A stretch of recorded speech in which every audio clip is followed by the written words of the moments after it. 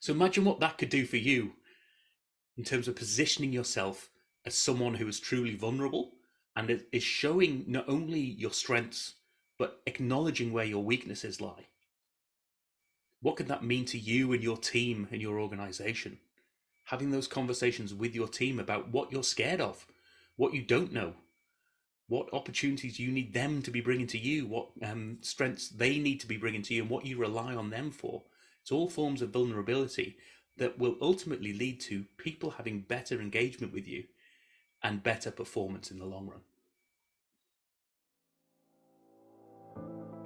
Hi, and welcome to Helping You Perform. I'm your host, Paul Teasdale. Over a career working with high-performing teams from across the globe, including 7 years working with Formula One team McLaren, I've learned a lot about what it takes to drive results. In this weekly podcast series, I'm going to be bringing you tips, tricks, and insights from the world of Formula One that you can apply for your organisation for your own high performance. Enjoy. Hi everybody, and welcome to another episode of the Helping You Perform podcast series. I hope you got the opportunity to listen to last week's episode, which was episode 12, all around standardization, and particularly about standardization as the springboard for creativity and innovation. The whole point is, if you don't have standards, then you can't mitigate that noise that's happening in your organization, and you've got nowhere from which you can then improve or know that you're improving. So if you want to hear about standardization, go back to episode 12 and let me know what you think. I thought I'd take a different route this week in some of the topics that I'm going to talk about. And the topic I want to touch on is vulnerability, and particularly vulnerability as a superpower.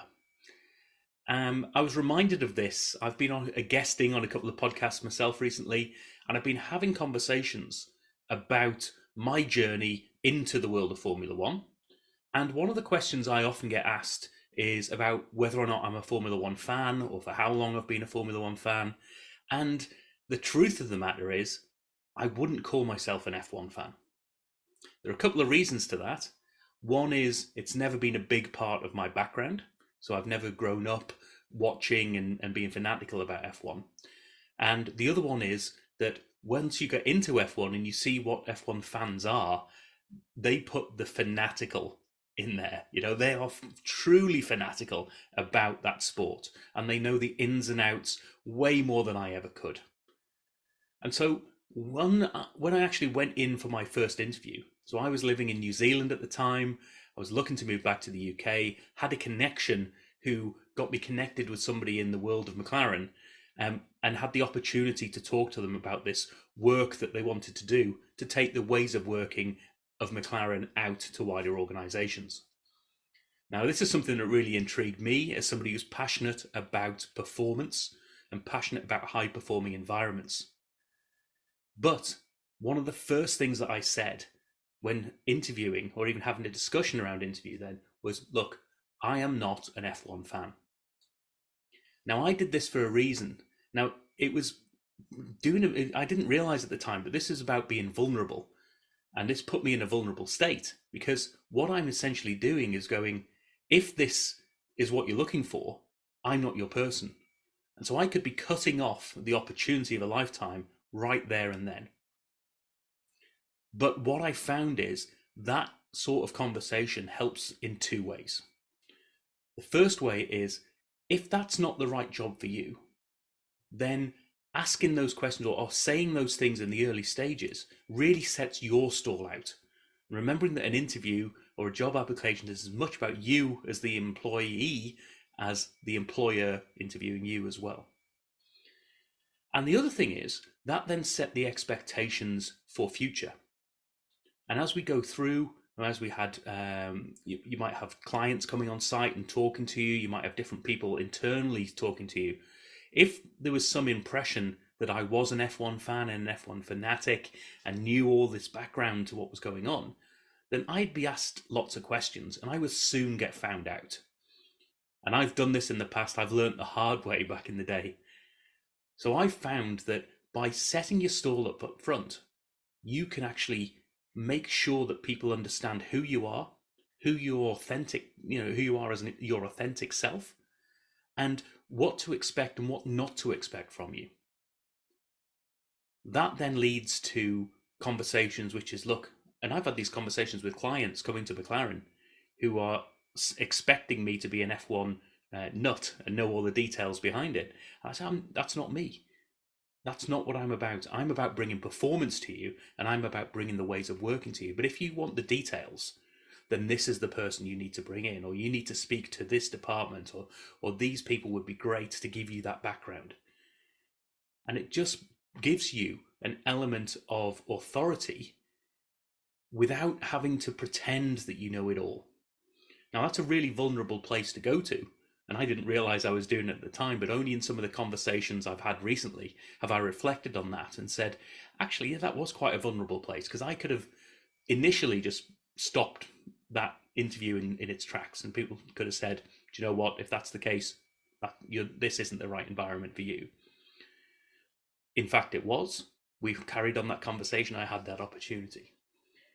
But I just want you to think about that for yourself. How often are you either being vulnerable and supporting yourself and using that as a superpower, or probably how often are you not being vulnerable and you're pretending and you're covering yourself up and you're pretending that you know more than you do?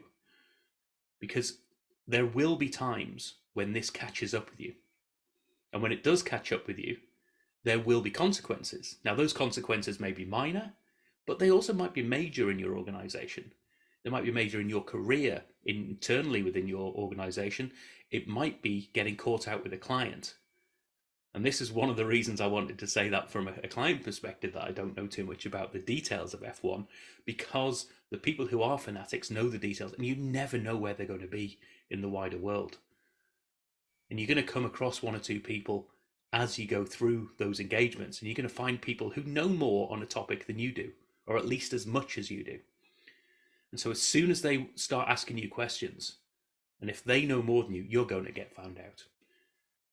So I want you to have a think about that for yourself.